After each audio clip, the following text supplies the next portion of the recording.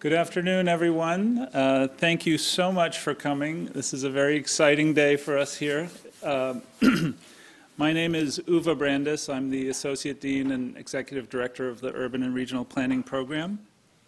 And first of all, welcome to Georgetown Downtown. We're here in the middle of downtown DC at the new Georgetown Downtown campus.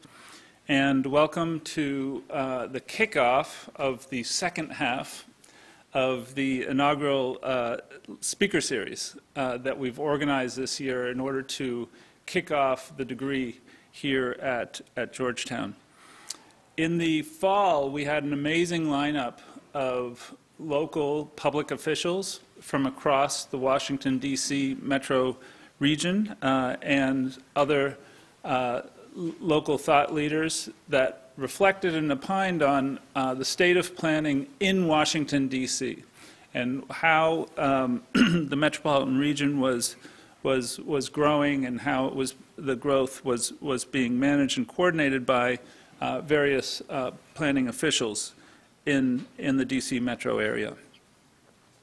With the second half of the speaker series, we pivot, and we're going to talk a lot more this entire spring through this amazing lineup that we have about the planning profession itself. So what does it mean to be a planning professional? What does it mean to prepare oneself to become a planning professional?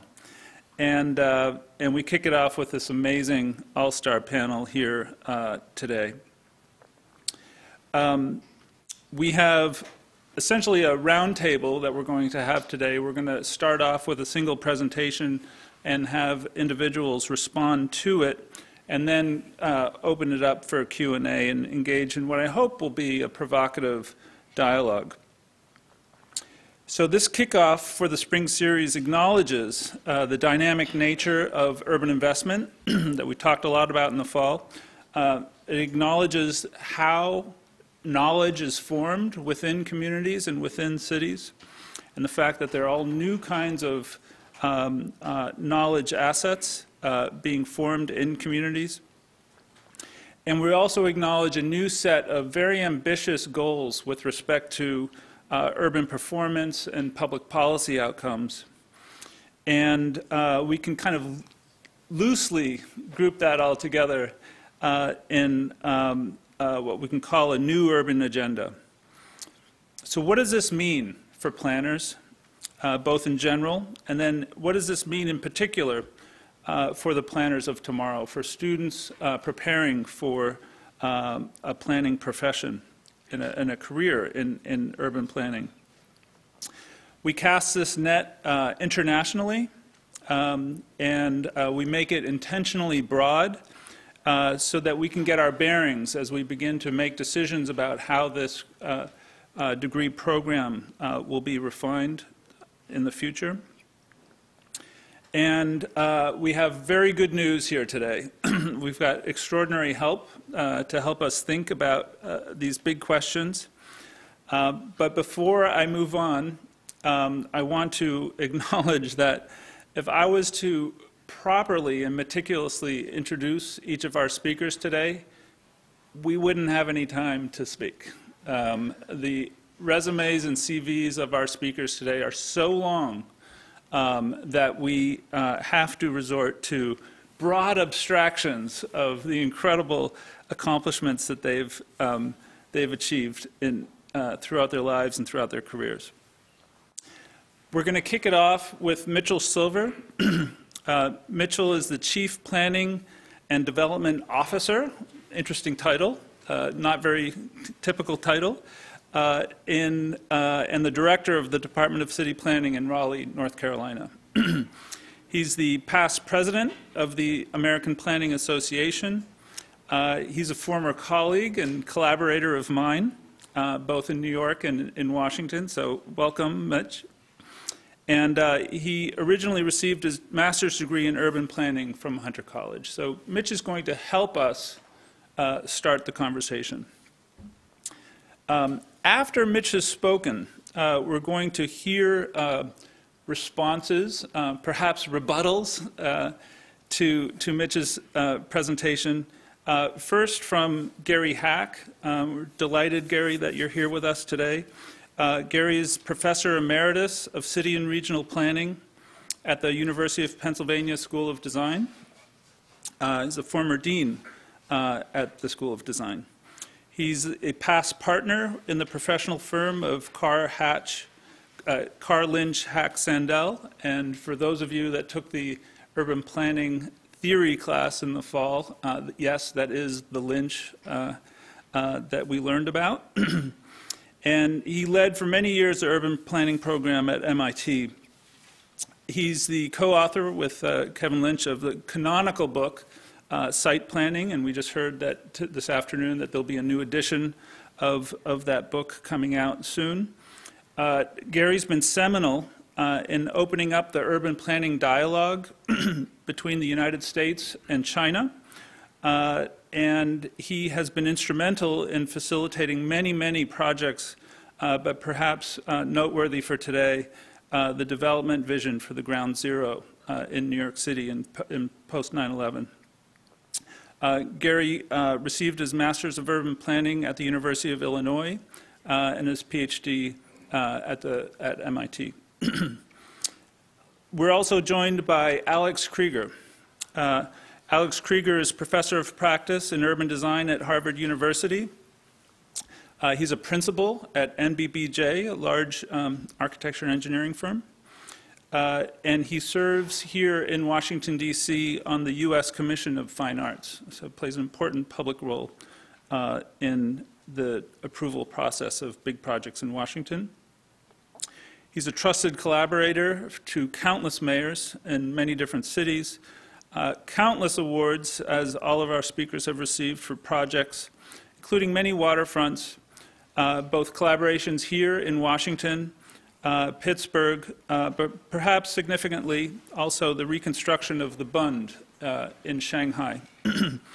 Alex received his Master of City Planning in Urban Design from Harvard. And we're also joined here today by Marilyn Jordan-Taylor. She's the current Dean and Paley Professor at the University of Pennsylvania School of Design.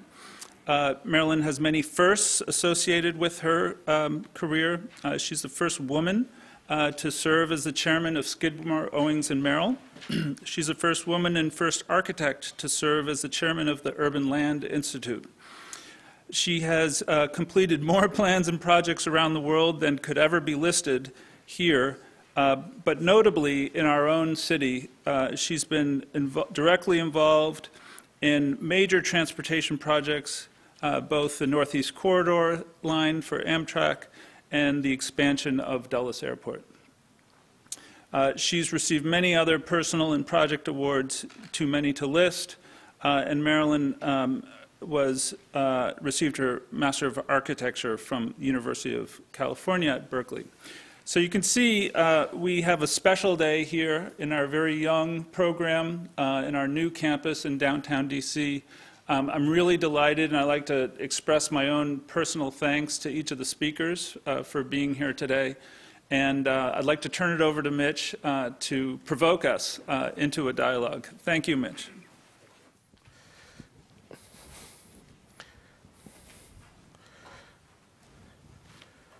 Yes.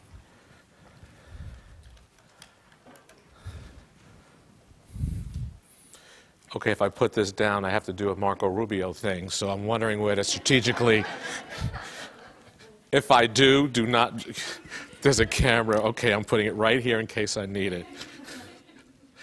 All right, while we're switching out, I know my friends in D.C., sometimes that some of you are tough when it comes to having a sense of humor. I worked here for a few years. Oh, that's a plane. I thought, it was like Secret Service or something. All right. Trying to switch here. Oh, I see. You just, oh, I see what you did. Okay. I'm so sorry. So, there we go. Okay. Well, I usually don't tell jokes, but I can't resist, so I can kind of test the pulse here in the room. do a lot of speaking, and usually I talk about demographics, and if you don't know, I'm a child of mixed race, and I flew to Australia about a year ago, and believe it or not, I thought I was going to get there a day early. It turns out I got there 2 hours before my presentation after flying for about 24 hours. And so when I wanted to introduce myself, I said, "Hi, my name is Mitch Silver. I'm mixed race." And I said, "I'm sorry," I said, "I'm mixed use." And everybody looked at me in the audience, and I said, "Did I say mixed use?" He said, "Yes, you did." I said, "Oh, I'm sorry, only a planner would say something like that." So I quickly corrected myself. There was this editorial in our newspaper about a month ago. We're having this debate on whether we should have transit. And something this editorial said that was so profound, it was quite simple. It said to lead by definition is to plan ahead. We have a county commission that is reluctant to put a referendum on the ballot for us to vote on transit. But I switched that around because my challenge to the same county commission, therefore, to not plan ahead means that you're not leading. And so as I look to our profession, whether you're planners or elected officials, it's very important that if we truly want to lead, we have to plan ahead. And that is really what the essence of planning is all about. I always like to take a step back because a lot of people, when they're in planning, you got into it because you're excited about sustainability or some into new urbanism, whatever it may be. But to remind you that we have a long history. It goes back 150 years. And at that time, there were issues that were the topic that everybody wanted to talk about and deal with at the beginning of our profession. From the birth, when congestion, which was really urbanization, public health, people were basically dying because they were living in cities. But the point of this slide is that each era changes and it moves on. And we have a history of that. And today we're coming out of this era of sustainability and new urbanism and smart growth. And we're moving into something else as we celebrate the next century of our profession. And the big question is, what's next? What is now going to compel us to deal with those issues of our time?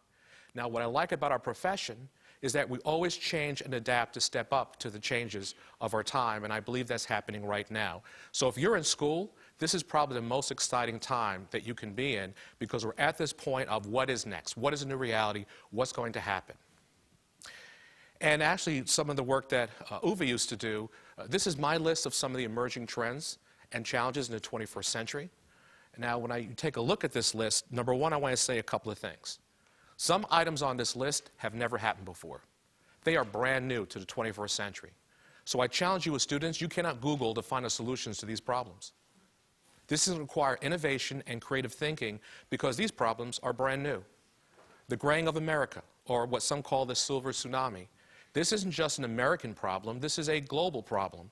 And I don't know if you know this, but believe it or not, they're selling more adult diapers in Japan than children's diapers. This is a global problem. Now, I do not have time to go over each and every one of these items about planning for the future. Maybe in our conversation, some of my distinguished colleagues may raise some of these points. But these issues on this list is going to define your career because all these are going to happen under your watch. So I encourage you to be innovative as you start solving these problems because it is very different than when all of us were going to planning school. So the challenge for us is that our country is going to add 124 million people over the next 50 years. And during that time frame, 2.3 billion to our planet. So here's my question to you. Where are we going to put 50 to 60 million new housing units in this country? And what will it look like? 1950s, 1970s, and something very different. So as you start your career and think about the future, that will be your challenge. Because a lot of people will want to pull you back to 1990s and how we built housing of yesterday.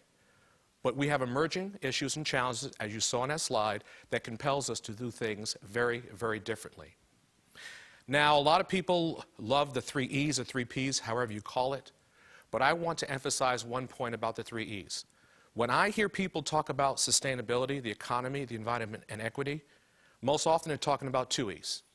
The economy and the environment, and they forget about the silent E, which is equity. And I challenge you, if you're going to use that term, and you do not think about equity, please don't even use the term sustainability, because it's 3 E's, not 2. And you're going to see why as we plan. Planning is about place, but more importantly, it's also about people. Far too often, planners fall in love with design and the spatial part of planning, but we're actually planning for people, and you'll see why that is so important. There is now a new reality that we're facing. And if you look at some of these points, it's going to change the way we plan because we have to look who we're planning for. We'll be older, living longer. Believe it or not, by 2030, 1 in 5 Americans will be over the age of 65. And by 2050, people over 85 is going to triple in this country to 20 million Americans. There'll be more single mothers, fewer couples getting married. By 2030, the majority household in the United States will not be a family, it'll be one person. One person. And that has huge implications on how we plan for communities, how we plan for housing. It has a ripple effect, and these are things you have to think about. It's not just spatial, not just the environment, it has huge implications. You can see the drop in the U.S. households, and by 2030, which I'm sure you're all aware of, there'll be no majority race in the United States. We're beginning to see the effects of that in politics. So these are the issues that you have to understand, planning for place and people that you have to be aware of. This will be an issue for planners in the future. So this is just showing you the dramatic change, and I kind of estimated by 2050 what America will look like. Significant drop in white population, doubling of the Hispanic population. This has nothing to do with immigration. I challenge people, put up the walls, the dogs, the shotguns, whatever you want to do. That is for people who are here now, and it's likely to continue going forward. But as you plan, there'll be many places that start to see the, let's say, diversity of their communities change, and they're going to get quite nervous because they don't know what that means. I also like to focus on the market. We typically have 6 generations living at any given time. And in about the next 10 years, we'll see the greatest generation basically will no longer be here, replaced by basically your children. So, of course, I'm very excited to see what they're going to be like. But we have to plan by generation. And the reason why I'm showing you this slide is because each one of those generations have different values, needs, and aspirations. And it drives consumer preference and market demand. The people who in the older generation see community very differently, see housing lifestyles very differently. And we see this change happening right before our very eyes. Your generation, the younger generation, place matters. Some of you will actually move to a place without having a job. Who does that? Your generation does that. And it's resetting the way people are beginning to think about place. And so this is something we definitely have to take into consideration. We talk about planning for diversity. Very often people think that's black, white, or brown. It is not. And as you start to engage in the planning process, if you truly want to be diverse, going to the future, these are all the characteristics you have to consider. We don't often do that when we plan. We just assume we're planning for people, we move forward, but it's a lot more fine-grained than that. If you want to do a better job planning for the future, as our country becomes more diverse, these are the type of characteristics you have to think about. I believe there's going to be the rise of the equitable city. You're already seeing the debate about the living wage, about affordable housing. There are people who want to work in New York and can't afford to live there, or San Francisco, or Washington, D.C. Is that fair? Because the word equity means fairness. And we're seeing more and more of this conversation about this rise of the equitable city, because by 2023, more than half of the children in the U.S. will be children of color. So these are now realities that we'll have to deal with that previous generations did not have to deal with. And we already see this movement in this direction. If you did not know this, actually when Uwe and I were in the planning office, D.C. came up with and actually Anita is here as well, came up with a vision for a growing and inclusive city. Nashville's now doing equity and inclusion, and we also did one in D.C. Focused on equity. So you see this movement more toward planning for diversity than we've ever seen before. Climate change is now also reality. And the reason why I'm going to bring this up is that if you see the growth in this country, primarily to the west and to the south, I'm not sure what's going to happen, because those places that will experience the most growth are predicted to have the worst droughts in the 21st century. We all see what's happening right now in California. That is only a hint of what's going to happen in the 21st century. So I'm not sure, if we look at the growth patterns, can those places sustain that growth unless they think of new ways of conserving water or getting water, because it's a finite and a precious commodity, and I think water may be the new oil of the 21st century. The U.S. population has grown 52% in the last 30 years. However, the water consumption has tripled. What you're looking at is the reservoir for my area in the Raleigh region. That was in December of 2007 when our region was down to 60 days of water. The community never paid attention to water issues before, but they did then. We had all sorts of water restrictions. People were smelling each other to make sure they didn't take a bath, because we would make sure you only limited 25 gallons per household per person a day. But we learned, and now we're permitting for a new reservoir. We have year-round conservation, and so we use this as a growing opportunity because we realize in the 21st century, water is a precious commodity. 1 in 3 counties in the United States will face higher extreme risk of water shortages in the 21st century. And 7 in 10 counties could face some risk of water shortages for fresh water, drinking water for farming, and other uses. So as you start to plan, you have to think about this precious resource, water, particularly if you're in the South and in the West. This is now an issue we'll have to deal with as a planning issue in the future. Hazard mitigation and climate change. There are many people who deny this exists. I say ignore that because we are now facing extreme weather and hazard conditions, and we're now incorporating more of these elements into our comprehensive plan. In the past, you had a separate hazard mitigation plan. Now we're starting to fold them into our comprehensive plans, whether we call it resiliency, but we're seeing more and more extreme weather coming our way. And so here's just not even a hurricane, but Superstorm Sandy. Why is this relevant? Because in New York City, 2/3 of the vulnerable communities lived within 1/2 mile of the flood zone. This is now the new threat that we have to deal with in the 21st century that's becoming more and more of a reality. And so I don't know if you happened in what happened in North Carolina. Let me just digress here a second. If you didn't hear the story, the North Carolina hired some scientists to predict how high our sea would rise by 2100, and they predicted it'd be roughly about 1 meter, about 3 feet. Well, some of the businesses and communities along the Carolina coast didn't like the implications of what that meant. They went to the General Assembly, said, look, we have some concerns. Rather than looking at future projections, they looked at past precedent and determined the sea would only rise 8 inches. So they passed a law that said the sea would only rise 8 inches. Ladies and gentlemen, North Carolina has solved sea level rise. Please don't do that because I don't think the sea will listen. But we ended up on Jon Stewart and Steve Colbert.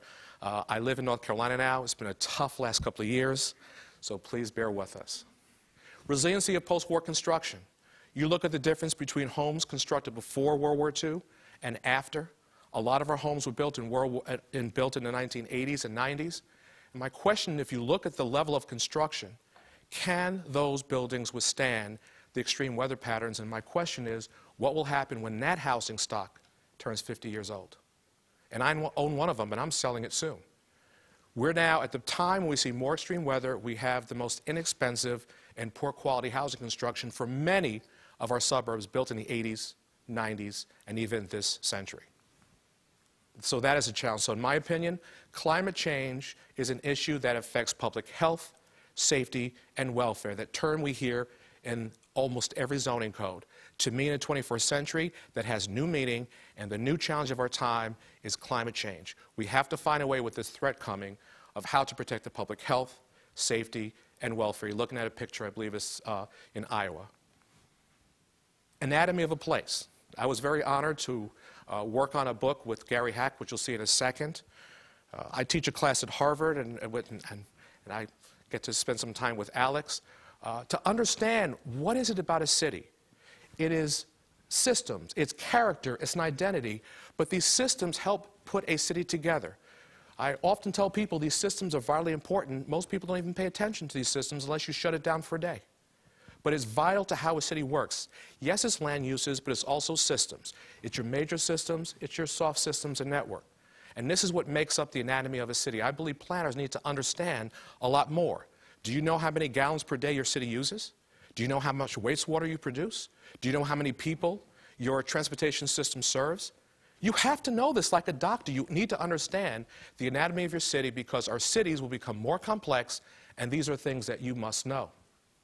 And so here was a book I was just mentioning that Gary was the lead author, and it was a chapter in there I talked about the anatomy and soul of a place because cities have a soul, they have an identity, they have a culture.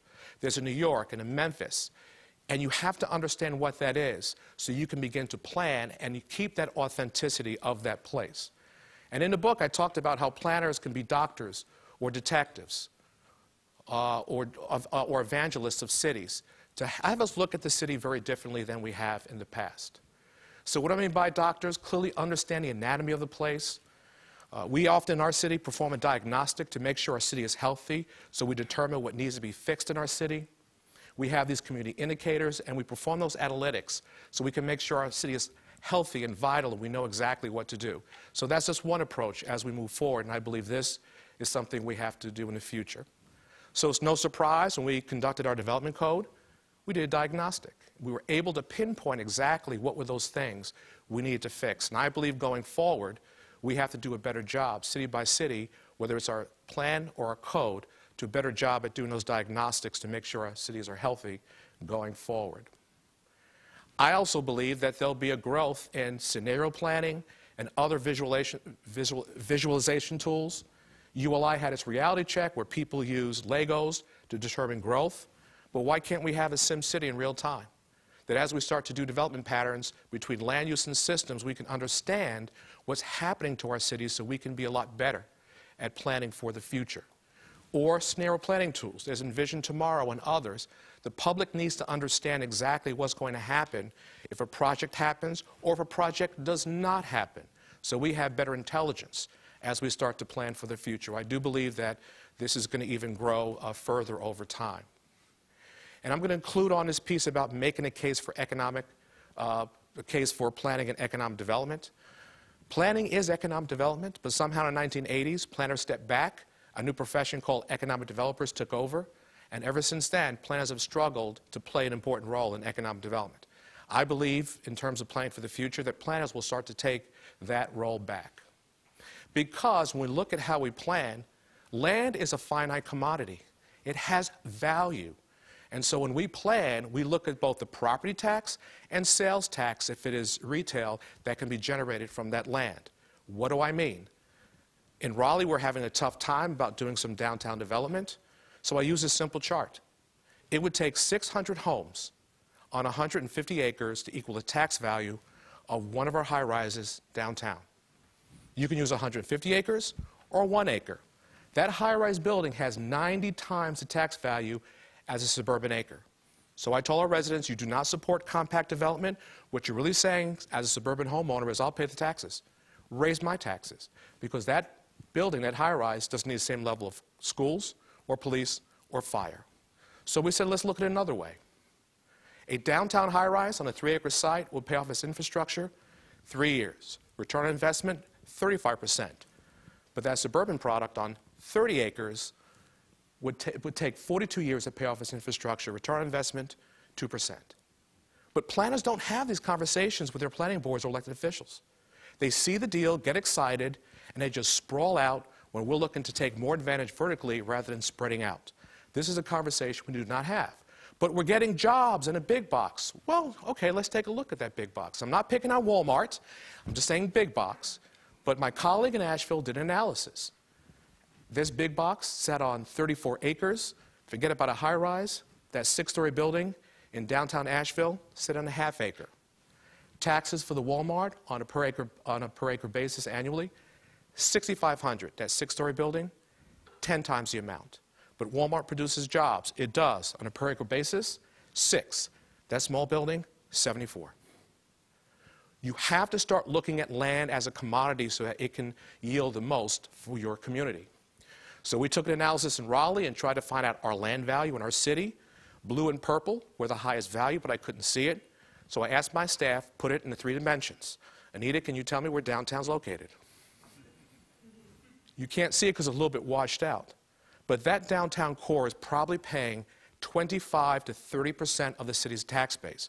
So when I see my neighbors out in suburbia, I'm like saying our downtown helps subsidize your lifestyle. It's a relationship, and it works. So we've now picked 8 growth centers in our city. We allow that growth to take place, and that has helped keep our taxes low or stable, so we don't have to go into this thing about cutting services. Planners, this is so vitally important, and students, as you look to the future, we're going to make a case, economic case for planning. Finally, focus on implementation and collaboration. If I had to describe the difference between the public sector and the private sector when it comes to planning, private sector planners are product-oriented. Public sector planners are process-oriented. And sometimes the two don't understand each other by virtue of their profession. I believe both should be outcome-oriented. I don't want to show my community a plan that I produced and said, Mom, Dad, look what I did, isn't it beautiful? I want to point to a completed streetscape, or a park that's now providing healthier options, or new housing projects that are giving people an opportunity to live. That is what planning should be, not just a report. We should be outcome-oriented and focused on implementation. Planning departments of old did three things. They planned it, they zoned it, and they built it. Unfortunately, capital improvement program was taken away, given to the city administrator's office or the finance office. So we were left with planning and zoning and hoping and praying money from heaven would fall to do the project. I'm hoping to change that, and that's what we're trying to do, at least where I work in Raleigh. So I changed our mission statement when I got there in 2005, and you'll notice design, create, and build. And so we're shifting the whole focus of our department. We're not just going to plan it, we're going to find out how to get it done. This is something for our profession to stay relevant, we must focus on and we must do. So we focus on implementation. Here are all the ways we found out that we can implement. In fact, I have my team focus on implementation before the plan's even done. Each recommendation is tested to make sure it's implementable. And if it's not, I don't want it in there. And it's helped us focus a lot more. Recommendations have been reduced, but now they're more implementable and they're more effective. In fact, just last month, I created, I believe for the first time, an implementation team. Their job is to take every single plan, look at every recommendation, and find out how to get it done. And as a result, our department has so much value to our community because we're not just a community that plans, we're a community that gets it done. And so that, to me, is something important as we move to the future. I also want to make sure that we cannot do it alone.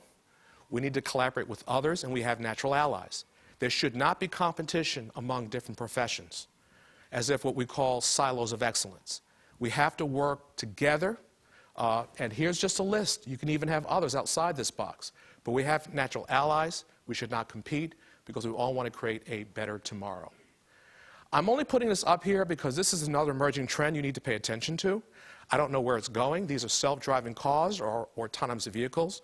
It has a way of changing mobility of the future. They're predicting by 2050 every car will be self-driving. So if you like texting when you drive, this is your future you're going to love. But right now, this is now being tested right now. And so I'm not sure how this will affect our transportation system, but it's something we're studying this year in our community to see what's going to happen in the future. So I'm going to close. We have a stark challenges facing us in the 21st century. Our profession is going to change, and you're going to be part of it. To lead, by definition, is to plan ahead. And I'm here to tell you, planners, it's time to lead. Thank you very much.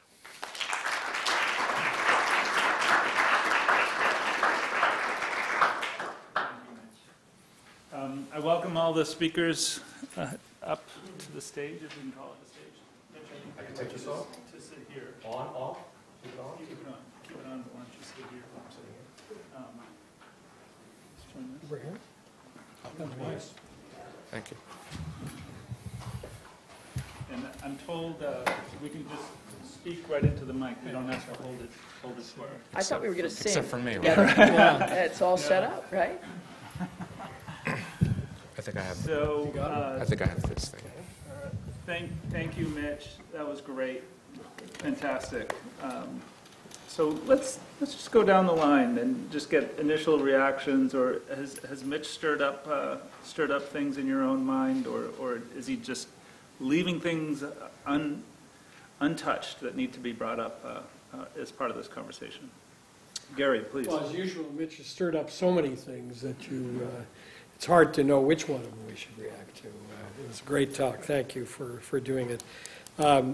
You know, the planning field, its origins really lie in the fusion of two different kinds of movements. One was a movement of people who were interested in reform and social betterment, especially for the least advantaged in the society.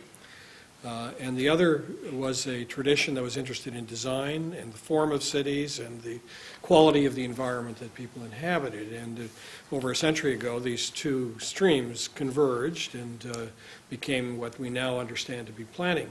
And from time to time, they have diverged and gone, one is dominated, the other one's dominated, et cetera. And I think of the things that Mitch spoke about tonight, I actually think that the issue of inequality is emerging as one of the foremost issues in our society today. And it's not detached from the physical environment. It has very direct consequences. The city where I live in New York City, affordable housing is the biggest issue in the city today. And it's the biggest issue for reasons that Mitch mentioned, which is that for the first time in my memory, people are moving to cities before they have jobs. It used to be that you got a job and then you moved to the city where the job was. Today, people move to the city they want to live in and look for a job there. And so in New York City has gained 250,000 population in the last 4 years. I mean, that's a huge number of people. And we have built in that time slightly over 30,000 housing units. So you wonder why housing prices are going up? Demand. I mean, and the real question is what are people doing? Well, they're doubling up. They're living in illegal housing units. They're all kinds of things. Not only that, but they're 10 to 30% of the new housing units that have been built have been bought by people who are probably only going to live there part of the year. Foreign people, people from suburbs who want a place in the city, et cetera, et cetera. So if you imagine what it would take in New York City to build, 30,000 housing units a year or 40,000 housing units a year, that's a very different kind of situation than we've ever experienced. I mean, communities have stopped housing. They've been empowered to make sure that new housing doesn't in any way destroy their community values.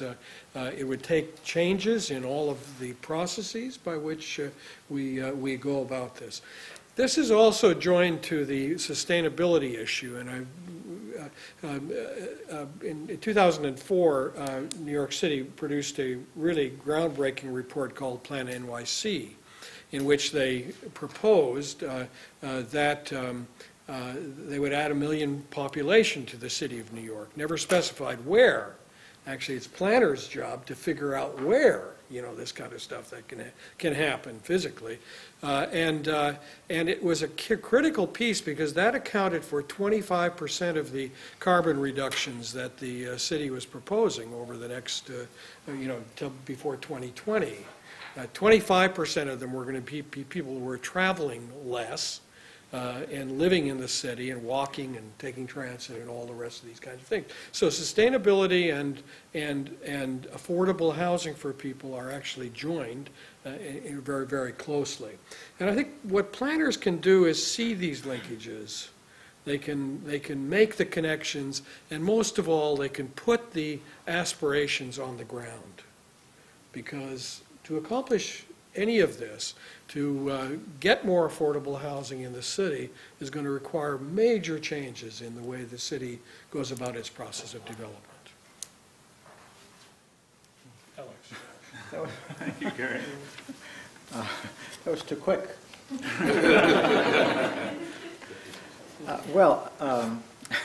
As a Bostonian, whenever I hear New York, I sort of start to go.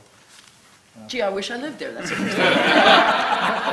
Quite the opposite. I love visiting there. Eastern Seaport. You've got the whole I love visiting Northeast corridor covered too. I mean, New York New York as a condition is always kind of exacerbates situations that of course occur elsewhere, but it's also very atypical. There are lots of cities in the country that are not yet requiring thousands they would wish that people would come to house themselves. Now, the trend I think that Mitch spoke about is true. I mean, we are, after a century of decamping from the centers of our cities, some of us, the trend is exaggerated, but some of us, in fact, are a bit bored. And as Mitch said, growing older and therefore past our child-rearing age. Also staying young longer, as you are, and therefore not yet ready to kind of move into a suburban environment. But I wanted to touch upon a couple other things. First of all, Mitch, at first you said we're moving past sustainability. That was kind of next to the bottom line. I'm surprised to hear that. I think we're just entering into an era of sustainability. And I don't think you meant it that way, but it seemed like in your timeline, moving from sustainability to something else. I think we still have to hang around sustainability, including your 3 E's, for quite a bit longer. The other thing I wanted to say was, Mitch raised so many issues that if I was you, I'd say, I'm going to go in medical school. Gosh, it's got to be easier, right? But behind that little quip, there's something I think quite fundamental. I personally don't believe that 2 years, which is the typical full-time master's degree for planners, is sufficient anymore. It may never have been, but it certainly is not true today. Why does an architecture degree require 5 years as an undergraduate, or three and a half years to get your first professional degree? Landscape architecture requires 3 years. Why does planning require 2?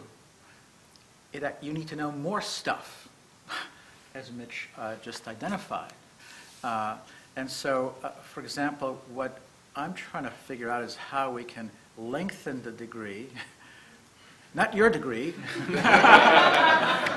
but lengthen the degree. Don't worry. No. Your grandfathered in. Yeah, right, that's right. No, because I think that actually, in order to respond to the issues that Mitch raised, and he was asking you to become knowledgeable about these things, I think it requires time. Now, some of it does not have to be at school, but 2 years is actually quite insufficient, in my opinion, to train planners today. So that's just a comment I would make, kind of in thinking about planning education a great deal. I love the kind of process is planner is public and product is private. So you talked about design, create, and build. Now, I may hurt somebody's feelings, but planners today seem to do not design, create, build. They listen some more, they organize some stakeholders, they seek advice from others, and they have a consultant write a report.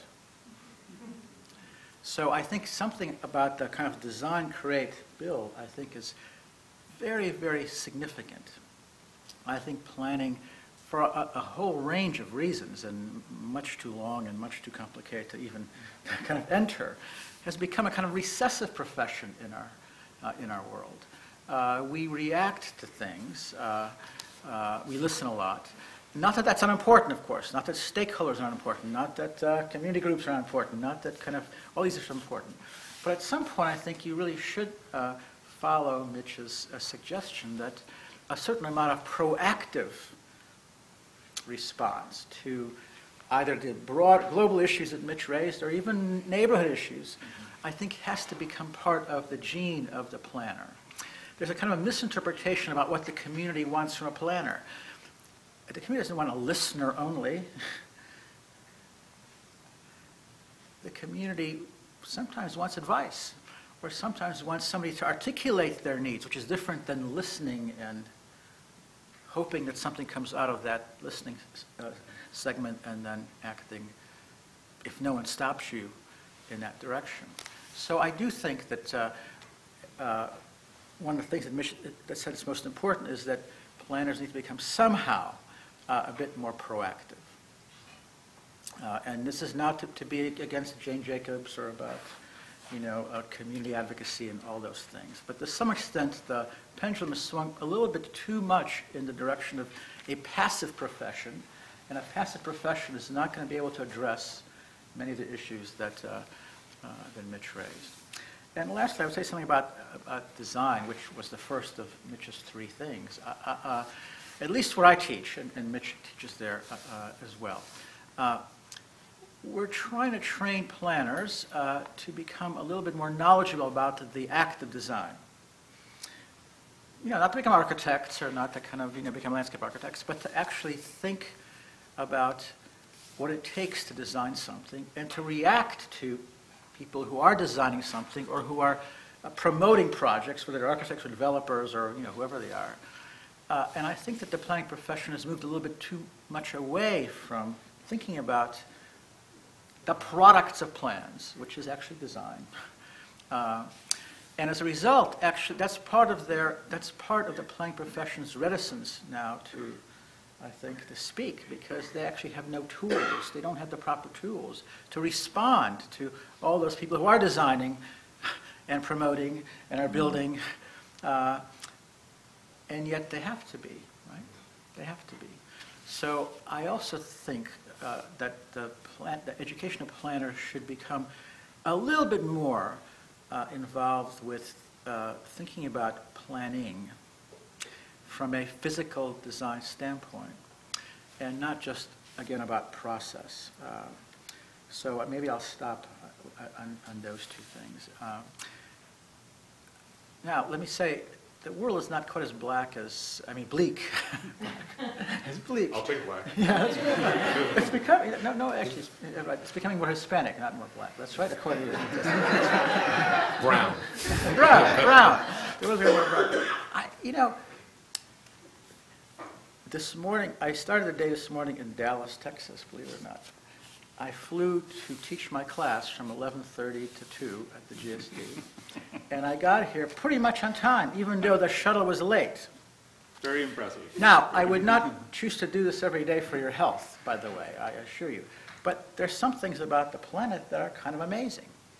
And so I think that, and I don't think Mitch intended this in any way, but I think a certain amount of optimism about the future is also an important quality about being a planner and not being quite so recessive, in part because you are optimistic about some of the things that might be possible to achieve. Big carbon Can I just butt it? Let me just say one thing before it goes to Marilyn. I had to cut my slide down for 20 minutes, but let me be very crystal clear.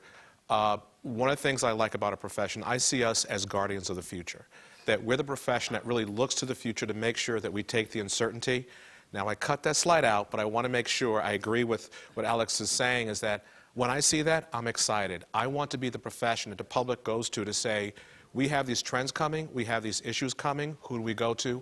I want us in this room and others to step up and saying, we're ready to step up to the plate, innovate, and start figuring out these problems. That's what makes our profession unique. We think about it day in and day out. So I see that as a call of arms, to step up to the challenge, because many other professions do not do that. I think that's what separates us from other professions. So sorry about just kind of ripping out everybody's guts and saying, here's the doom and gloom. The exciting thing is all of you have decided this profession, and we're going to look to you to help us solve these problems. I'm excited, so hopefully you're excited too. Sorry, Mary. Okay, so I was really sure these guys would cover the big topics. And I was sitting here thinking, what are two things that sort of have been on my mind about planning? And I'm going to throw them out there, and maybe they're a little bit different. And they're both meant to be really strong encouragements to you, although in the beginning, the first one is going to sound like it's not encouraging. So we're in a school where engineering is across the street and Wharton is up the way, and we're in a school where it's pretty low barriers to participation, and we have an awful lot of great opportunities to work with the engineers and the people in public health and education in Wharton, and they do all those whoopie-zoopie economic things, and we make sense of them to other people. But there are two things going on that I think are really, really powerful, and I would love to get your thoughts about and get you to think about that. The first is simply described by a class that the chair of the city planning department at the University of Pennsylvania tried to give 2 years ago and kept at it and kept at it and kept at it. Finally got enough people to sign up. It's a really important class. I agree with you, but the time's getting shorter, so you got to be smarter while you're there. His class is called There's an App for That. And his charge to all of you, if he were here, and I'm really even upping him a little bit on it, is that if you think about what the planners did when they got into that more reactive state 10 years ago, 15 years ago, not long ago. Remember, I mean, in 1965, we had Paul Davidoff, and we had advocacy planning. The Mount Laurel decision, exclusionary housing, were taken off the table because of things that planners were doing. So this isn't foreign to what we do. It's just that maybe we've become a little accustomed to not doing so much of it. Anyway, there's an app for that. What does this mean? In our minds, this means that what you would have been paid to do as a planner 10 or 15 years ago is going to be done by a program. And it's going to be done by programs in some instance that you invent in 72 hours in your class. We're working on a project in our studio right now that's taking an old freight line and proposing to put passenger service along with it with short-haul freight. And the students, basically within 2 weeks, got all the income data by census tract, by community boards, and so forth. And then one guy developed a little plan where he can put 3 dots here or 4 dots there or do any polygon. And he can tell us within that boundary, if we locate a station there, how many people are going to go work in Queens.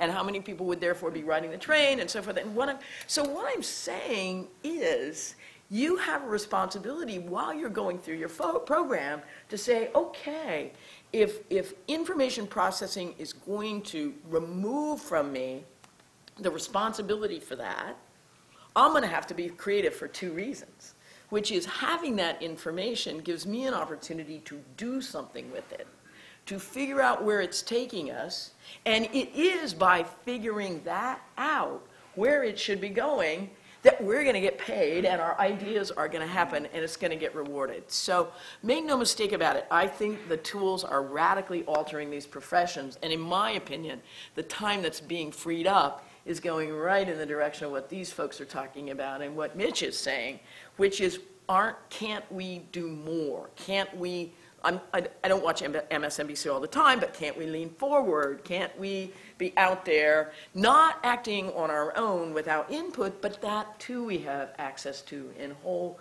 new, different, and creative ways? In my opinion, it doesn't face our sitting here and talking about it together. But if you went to the transition tent, did you hear about the transition tent in New York between the election of Bill de Blasio and the time that he actually took office? It was 2 weeks of intense interactive discussions, face-to-face, surveying, using iPads. Your answers about what were priorities went up at the same time that everybody else in the tent. It was near a subway stop. There were roaming buses. 600,000 people participated, and the people who hosted it, it wasn't political. It was the foundations of the city, Ford and Soros and others, who paid for it. And it gave the mayor, and this was really surprising to me because I thought, it's us who are going to show up at this tent. No, it was the people who were organizing the data were able to determine that it was not unrepresentative of the distribution of population in the city because they went in some of the outer boroughs and made sure to reach out to people who weren't going to be there. So that was really good news. Now, what it really taught the people who were participating is not that you're in favor of housing and you're not in favor of clean water, but how difficult those trade-offs are to make, and how some sectors of the city started from a different base and had different expectations. Did it give the new mayor the new answers of what to put into his platform as he revised it? No, it didn't do that. But it brought a whole lot of people out. And so I think there's an app for this is not a reason to get afraid, but a reason to get excited that there's so much more, that the planning as a way of thinking and planning as a skill that we bring to see things that other people don't see yet is something really to do. So the second thing is this, and this comes, I'm going to sound like Ben Franklin now. That's what happens to you when you hang out at the University of Pennsylvania for very long. Scholarship is supposed to be applied. Doesn't do too much good sitting on a library shelf or in your PhD dissertation or even in the report you just wrote. Where it's supposed to be is out in the world. And where is it supposed to be out in the world? With you and somebody who doesn't come from your own discipline. Mitch had a great page on his list. The answers for the problems we have now are unlikely to come from an architect alone, from a planner alone, and in fact, I just spent this fall 3 days down in Medellin. If you haven't been, don't go for a vacation, go to learn. The transformation of community there since the killing of the drug lord Escobar has been an amazing, amazing transportation to a city of 3.5 million people that believes intensely in respect for everyone's life and everyone's opportunity. It sounds like I'm talking about a Cinderella place. It's not a Cinderella place. It's tough. But the transformation has been huge. And so I was asking the people who were doing housing and bringing water and power and taking away liquid waste from the housing, making about 95% of the CITIO's formerly informal housing areas now legal in any case and getting better all the time. I said, well, how do you do this? So well, every time we send an architect out, a sociologist goes with him, or her. And I think from the very beginning of your project, not just when you get the idea in place and you got to think about how you're going to make it happen, be brave enough to invite the people who don't think like you, who don't think like planners, into the conversation. They will challenge you, but they will lead you to a better conclusion. So the two things I'd like you to think about is not that tools are going to speed up your life, they're going to free your time to do things that are of higher value and can get to the issues that are the profound issues about equity and the challenges of sea rise and flooding, all those things. We need the other people around us, but we need to be also our most creative, engaged selves if we're going to do it. So that's what I'm thinking about for planning. Thank you so much. Thank you, everyone. I am going to refrain from engaging in this conversation, even though that's going to be hard to do. Yeah, exactly. And just in the interest of time, let's go straight to the audience. And gee, there's someone in the back row. I wonder who that is. Go ahead, Ellen, and get a mic if you can. Good to see you guys. One of the changes that somewhat relates to what Marilyn was just talking about, that I don't think I necessarily saw in your list, Mitch, that I think has really complicated planners' jobs, is the growth of electronic communication on the community side. So when you couple people's natural resistance to change, starting documented back at Machiavelli's time and going forward, with the distrust of government beginning in Vietnam War, Watergate time, and going forward, I think what it has tended to mean for planners is by the time you link that with neighborhood listservs and the ability of naysayers and people who don't want to face the need for change, it can create a very difficult environment for trying to do that leading into the future. And I wonder what your experiences, prescriptions, whatever, for that might be. I do a very different presentation on this very subject. And the first point that I'd like to bring up is that, number one, is that we have to understand that part of a planner's job is to talk about the long-term consequences of present actions and be courageous about saying that, because there are implications to our elected officials. Far too often, planners lack that courage for a variety of reasons. But there's not just long-term implications for taking actions, there's implications for taking no action. And far too often, planners don't talk about the consequences of saying no. We have to share that with the public, and so I didn't put that on there because I guess in our community it's something that we've kind of worked through. What I typically will say is when you say no to something, you're saying yes to something else. In our community, there was out and out saying no to density. I'm saying what you're saying yes is seniors and young people, we don't want you in our community. Is that what you're saying? Because saying no is a decision and it's an action that has consequences, and so we're having that conversation. Number two, the older people get, the more NIMBY they become. And with the aging of our country, planners, you have an exciting time ahead of you. But when we held our meetings, I'll be very blunt about this, when I was in Raleigh, old white people showed up at the meeting and they were saying no, no, no. We used social media. We reached out to the bloggers. We ourselves, I'm on Twitter, all of us are now engaged in social media, and for the first time, our population, 71%, 47 and younger, between X, Y, and Z, we found that out. Now we reach out to them through social media, and we're hearing yes, yes, yes. So for the first time, not just relying on public meetings, our council now has a balanced response, and the bloggers have now taken over. So you come to Raleigh as food trucks and parklets, and they've taken over because now they see that government belongs to them. So part of it takes some work. Planners do have to be savvy and not be afraid of social media or Facebook or Twitter or blogging, because now I think it's part of our culture, and far too often I think we have to stay away. I think we have to jump with both feet in. And that's how I would respond. But Ellen, we work together, so I feel your pain. I know exactly what you're talking about. D.C. is a special place. But there are, I've often thought that one of the things you need to do is you have to continue setting the bar higher. If all you're doing is taking the ideas that finally make their way into a developer proposal and then let that get chewed down, you know, you end up with stuff that's not very, imaginative or consequential in the process. And so we've been working on a project in Bogota, Colombia, where we have a website. If you want to look at it, it's called My Ideal City. Just Google that in Bogota, and you'll get to the website on it. And it's a website in which future trends get put out, and people are asked for, what do you think of this? What could you imagine in the city that accomplished something about this? And so there are big debates going on constantly about the future.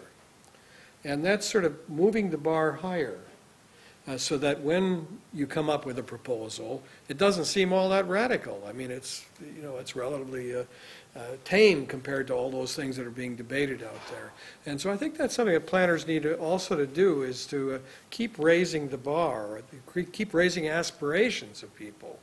Because if all you think you can accomplish is the kind of common denominator after a big debate, you'll never get it up there. I mean, I think the thing Marilyn was talking about, for example, I think the really interesting thing about that project she mentioned, which is taking a rail line that goes from Brooklyn to Queens.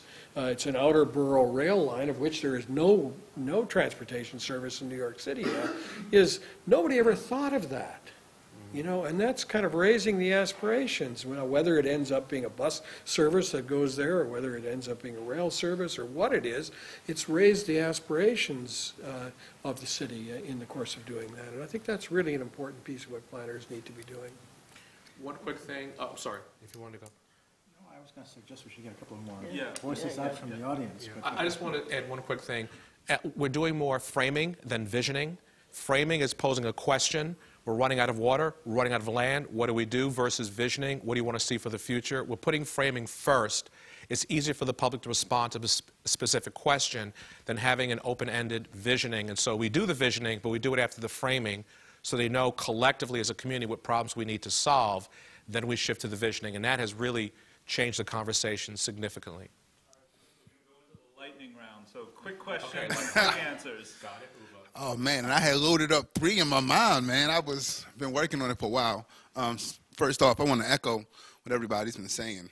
Very, very good presentation and slide.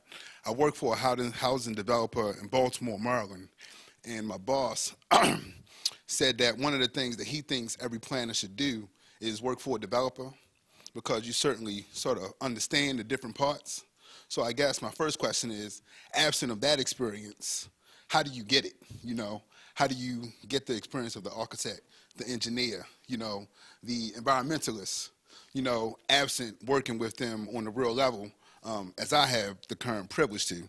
So that's question number one. Question number two is, given the political climate in North Carolina, how are you finding that and making your way in that, given the stringent or amount of resources, the fighting over the resources? And just as a number 3 for the design questions. That's 2 questions. Curex. Mitch, can you answer the second question in 1 sentence or less? Okay. 1 sentence. The drama you're hearing is at the state level. At the local level, we're doing just fine. We control those local dollars. The taxpayers support good planning and visioning for the future. So we're basically insulated from some of the crazy stuff happening at the state level, and we basically control our own destiny at the local level. So things look fine. That's great. Alex, if I may, can I ask you to respond to the first question? How does this interdisciplinary experience actually happen? It's a great soundbite, but from a student's perspective, how do you learn how to think about things in the way other professions do? I don't know. I mean, You hang around for 40 years, right? And then you get it. I think that Marilyn sort of addressed the issue in a way. The sort of the lone actor in the world is not very often seen anymore. Most projects that your firm undertakes, that my firm undertakes, that your firm takes, are already a very substantial collaborative effort.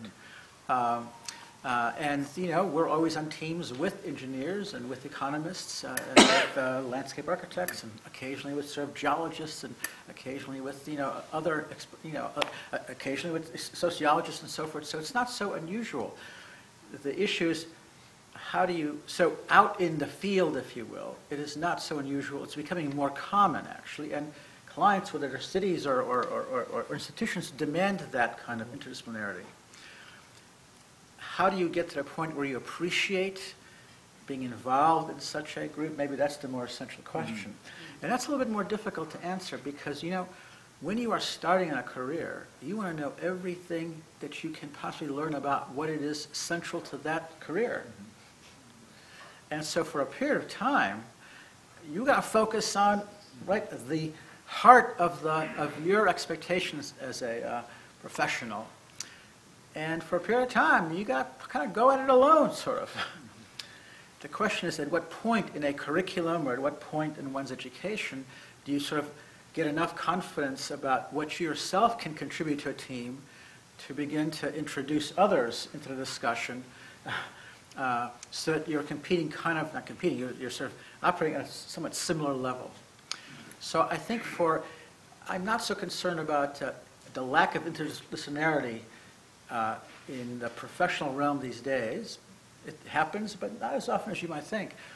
How to deal with that in an educational environment, I think, is a little bit trickier because you have to allow some time when you just want to be a planner, whatever that means, right? You want to understand what planning is. Now, of course, Mitch said planning is lots of things, and it is, but still, it's not architecture. So for a while, you have to just focus on what you feel you need to know.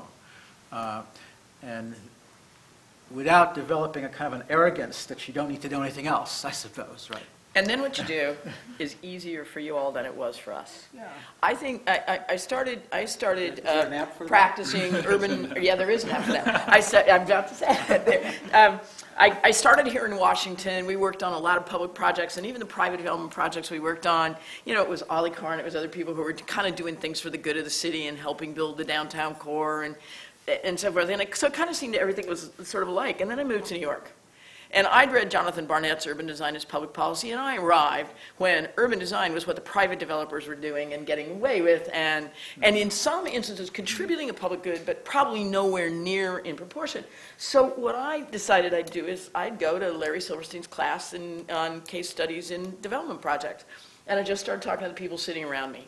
Now that's easier for you all because you can text out there and you can say, hey, any three people at this lecture, did you really agree with what he just said about that? And so I view long before you have to pick the sociologist who's going to go with you into the community or the water specialist who really understands the bathymetry and why it's worse flooding over here than there, just watch for them in the world. And anybody whose energy or thoughtfulness you admire, just say hello. Watch the mayors who are really great leaders and who's around them and who's helping them make progress and figure out a way to go up and say hi. I mean, it's kind of old-fashioned in a way after you're connected to everybody, but I have learned so much in my life watching leadership and who's effective at making something happen. That can be in a community group. You can pick out the person who's doing a good job bringing other people around and say, that was really good. How'd that work? Can we do that again? I mean, for me, it's just very incremental, and you're picking up all the time as you go. People ask me all the time, what class do I take to learn to do what you do? Class of life. So be out there and watch. Can I just add one comment? And back to your point, actually. You know, planners sometimes believe that sort of the highest calling for planners is to, in fact, you know, serve the public purpose, the public realm, and therefore go work for a city or a municipality or county. And that's great. But it wouldn't be bad for all of you to spend some time in the private sector. That's kind of another way of describing kind of your dilemma. It wouldn't be bad to kind of experience planning from the perspective of not those who are kind of involved in sort of kind of guiding development, but those that are kind of being proactive about it. So, you know, if you had the opportunity, try to create an opportunity for you across the first 10 years of your career to very much spend some time in the private sector, whether it's working for an architect or a developer or whoever, and then obviously sort of landing appropriately to serve on behalf of the public good. And just quickly building on that, the thing I learned from venturing into the world of developers and trying to learn their way of thinking is actually, in a way, the public sector should think that way too. Community groups, you should have an investment mentality. What choices can you make, whether it's a preservation project or a public realm project or getting the affordable housing in there or spending more so that you can really create a mixed income community? What's the thing that's going to bring the biggest return? You don't measure it the same way. It's not an IRR with returns you take to the bank, which all our guys in ULI love, but it really is something very similar. It's just dealt out in different currency. And I think the more that we can turn a conversation away from what's the effect on me tomorrow to what is the longer term effect going to be? Are my kids going to be able to live in the same neighborhood that I grew up in? Those kind of questions really get people thinking in the longer term and an investment mentality.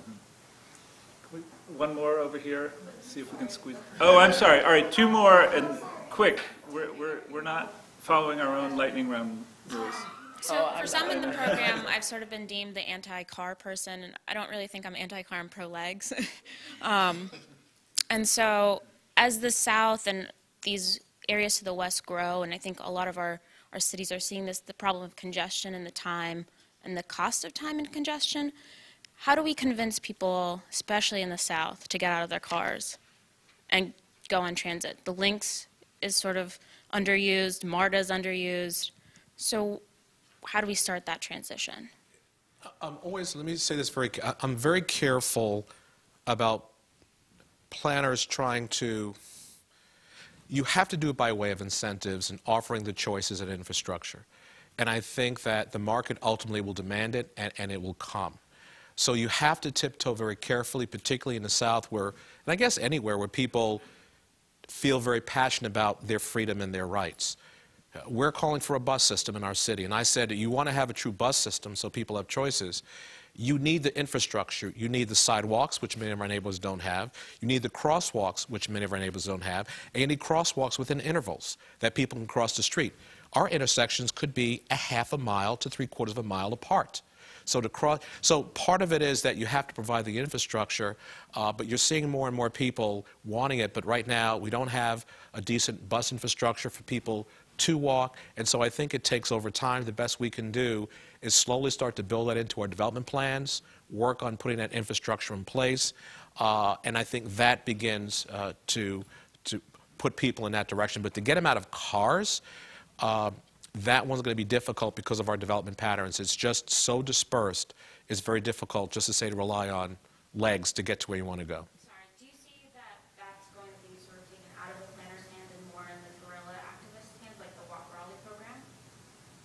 You know about Walk Raleigh? Good one. Okay.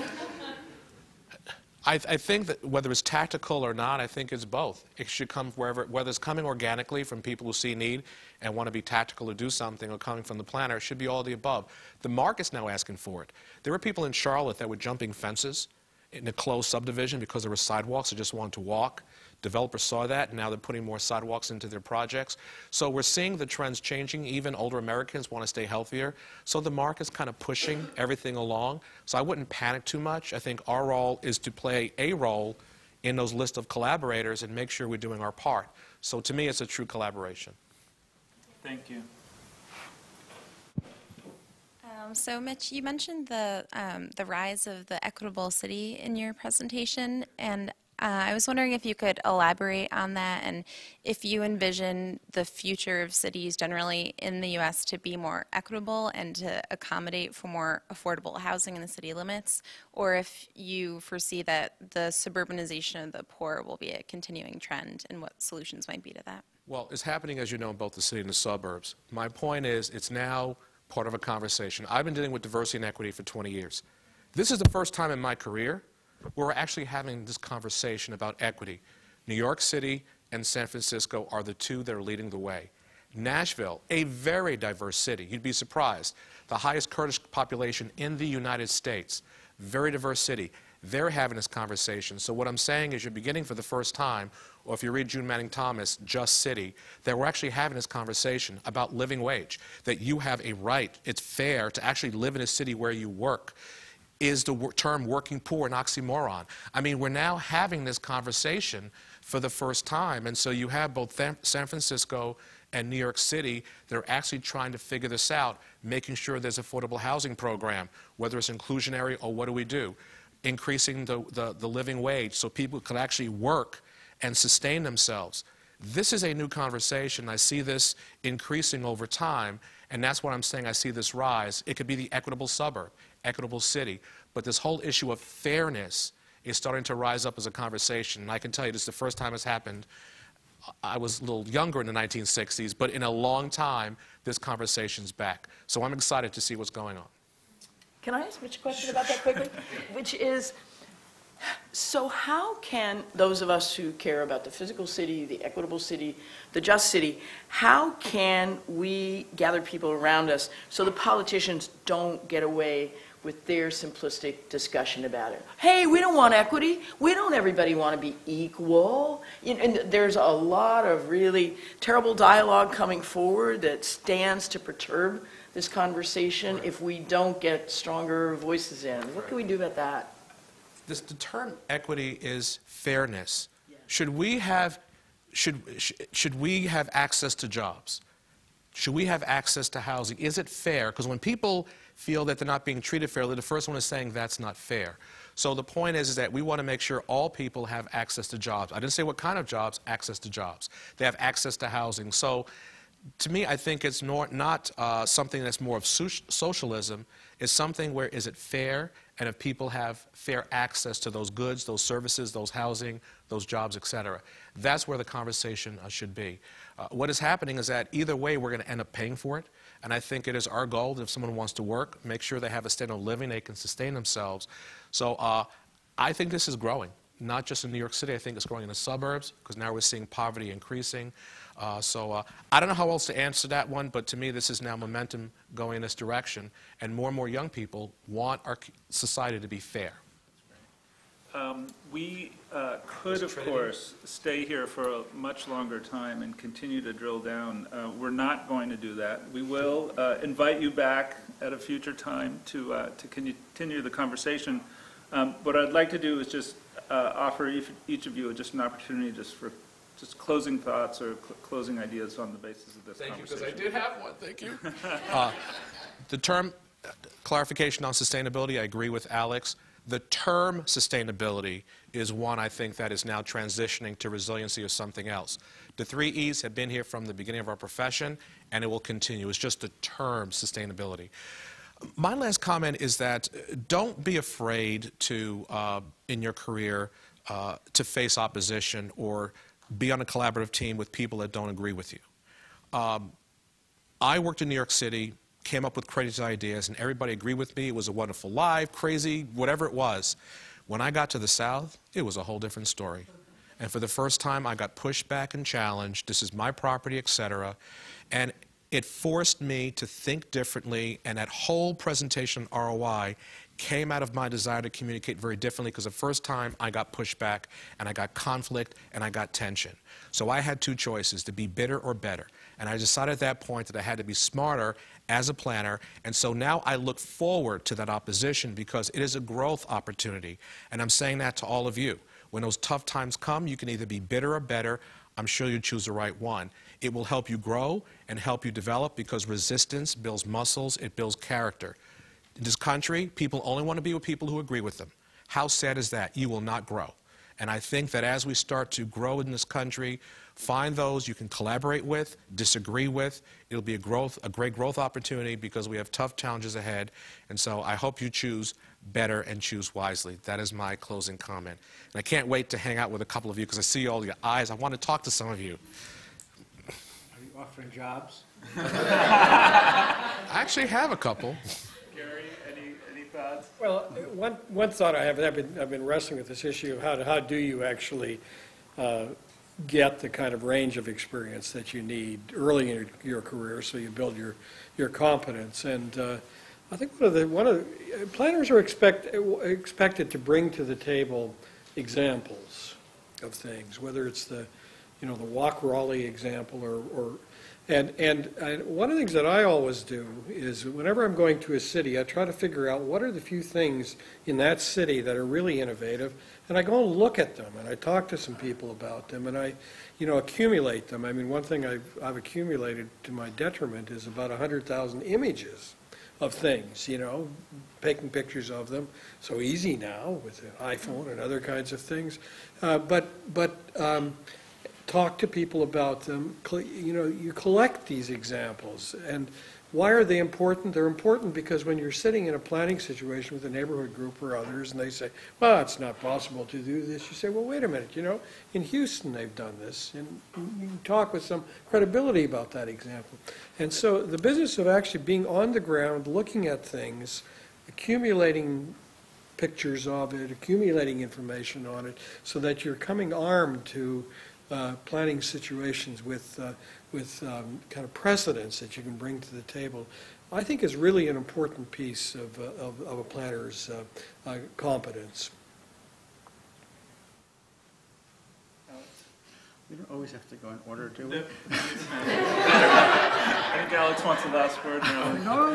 Alex gets the last word, that's fine. I agree with Gary. I also think, as I said earlier, watching the people whose leadership style from whatever position they're in, whether it's one of authority or not, is just really an incredible learning experience. And I guess my last comment was going to be, when I asked Mitch the question, I was really hoping to ask you all the question. I'm hoping that we are among the people who can lead to a clearer and more inclusive conversation about the subjects of equity and how we actually achieve equal opportunity and mobility that's broader and more based toward a spread of quality of life. And so if I could, I'd say that's your responsibility, and I hope you take it on.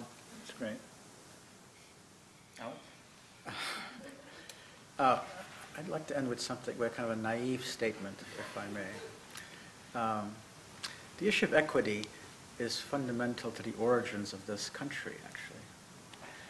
If you go back to Thomas Jefferson, right?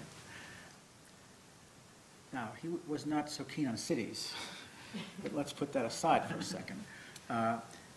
One of his goals was to distribute land equitably. There's a whole, in the post-colonial period, there's a whole kind of equalitarian movement. The way you become equal is to be able to get your acre or quarter section or your homestead.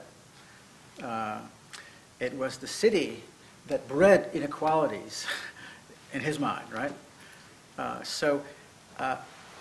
It's sad to me that a country that was founded on the basis, again, naive as it might sound right now, about the desire to distribute the resources of the new world equally to its citizens, has gotten to a point where that seems to be somehow unwise or unpopular. So, maybe we shouldn't just talk about what's happened in the last decade or so with regards to this thing, but maybe we should go back to actually fairly first principles. Mm-hmm. Now, of course, this distribution of land led to all kinds of land speculation, all kinds of externalities that didn't quite meet the equalitarian agenda. But we should think about the fact that this country began under the assumption that resources, land resources in particular, would somehow be distributed in some sort of equal way as to assure a certain amount of equity amongst the citizenship. That's great. Excellent. I'd like to thank each of you for making time to be here with us, for speaking so freely with us, for challenging us, and I look forward to exploring many of these challenges with the students. So thank you very much. Please join me.